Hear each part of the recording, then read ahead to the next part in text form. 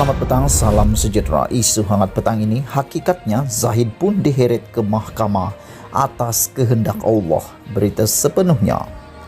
Memetik laporan Malaysia Kini kemarin, Presiden UMNO Ahmad Zahid Hamidi menggelar Kerajaan Perikatan Nasional PN sebagai zalim dan mendakwa parti itu dianiaya selama 18 bulan pentadbiran gabungan berkenan.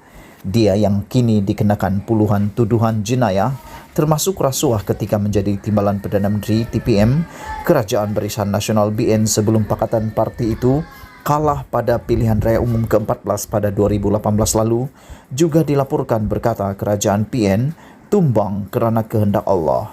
Malaysia Kini melaporkan Presiden UMNO Ahmad Zahid Hamidi hari ini menggelar Kerajaan Perikatan Nasional PN sebagai zalim dan mendakwa UMNO dianiaya selama 18 bulan pentadbirannya.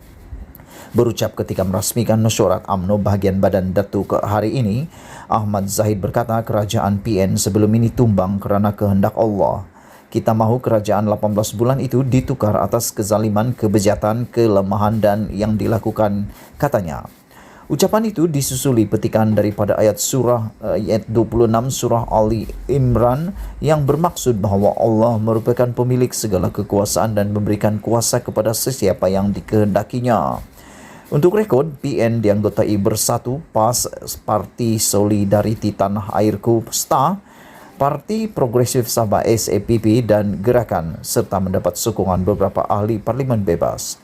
Sama ada kenyataan Zahid bahawa kerajaan PN pimpinan Tan Sri Muhyiddin Yassin benar-benar zalim atau tidak?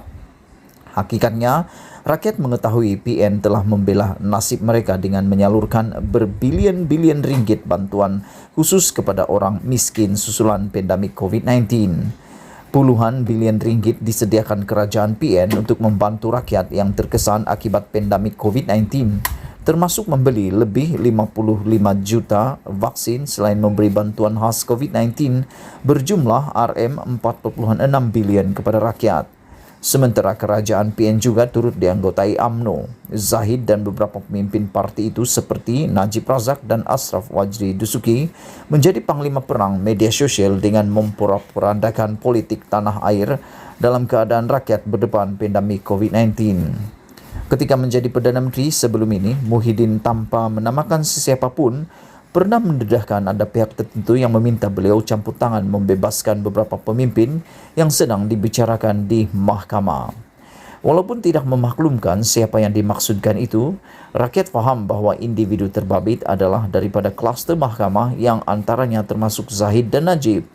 Tidak dinafikan apa sahaja yang berlaku di atas dunia ini adalah atas kehendak Allah. Lihat saja kekuasaan Allah menjadikan tangan dan mulut sebagai sahabat paling setia. Tangan membawa makanan ke mulut dan secara automatik mulut akan terbuka. Semuanya kehendak Allah. Adakah Zahid hendak menafikan apa yang berlaku ke atasnya dan rakan baiknya Najib sebagai bukan kehendak Allah? Najib dijatuhi hukuman penjara 12 tahun dan denda RM210 juta oleh Mahkamah Tinggi dalam kes SRC International Sdn Bhd juga atas kehendak Allah. Mahkamah Rayuan menolak permohonan Najib untuk mengenepikan sabitan dan hukuman itu juga adalah kerana kehendak Allah. Memang hakikatnya apa yang berlaku di atas dunia ini adalah atas kehendak Allah. Jika Zahid menyedarinya, dia seharusnya tahu bahawa di atas perbuatannya memakan rasuah berdasarkan bukti dikemukakan di mahkamah sebelum ini, maka atas kehendak Allah juga dia diheret ke dua mahkamah tinggi di Shah Alam dan Kuala Lumpur. Zahid pernah memegang jawatan Timbalan Perdana Menteri Kerajaan PN selama kira-kira 33 bulan dan kini berdepan tuduhan jenayah di dua mahkamah tinggi. Di Mahkamah Tinggi Shah Alam, pengerusi BN itu berdepan 40 tuduhan menerima suapan daripada Ultra Kirana Sdn Bhd berhubung sistem visa luar negara VLN kerajaan. Sebanyak 33 pertuduhan adalah berkaitan menerima suapan berjumlah Singapura $13.56 juta daripada syarikat Ultra Kirana Sdn Bhd sebagai dorongan dirinya sebagai Menteri Dalam Negeri di Kementerian Dalam Negeri Malaysia KDN melanjutkan kontrak syarikat itu sebagai pengendali perkhidmatan One Stop Center OSC di negara China dan sistem VLN serta didakwa mengekalkan kontrak perjanjian untuk membekalkan sistem bersepadu VLN kepada syarikat sama oleh KDN. 7 pertuduhan lagi Presiden UMNO itu didakwa sebagai Menteri Dalam Negeri memperoleh untuk dirinya wang tunai Singapura dolar 1.150.000, RM 3 juta, Euro 15.000 dan AS 15.000 tanpa balasan daripada syarikat sama yang mempunyai hubungan dengan kerja rasmi beliau. Dia juga mengaku tidak bersalah terhadap 47 pertuduhan jenayah di Mahkamah Tinggi Kuala Lumpur membabitkan Yayasan Akal Budi. 12 daripada pertuduhan itu membabitkan pecah amanah jenayah CBT, 8 rasuah dan 27 pertuduhan pengubahan wang haram membabitkan wang berpuluh-puluh juta ringgit milik Yayasan Akal Budi. Pada 19 Mac lepas, pendakwaan telah menutup kesnya selepas memanggil 99 saksi. Mungkin bagi Zahid, kerajaan PN zalim kerana tidak menyelamatkannya daripada puluhan tuduhan jenayah di dua mahkamah tinggi itu.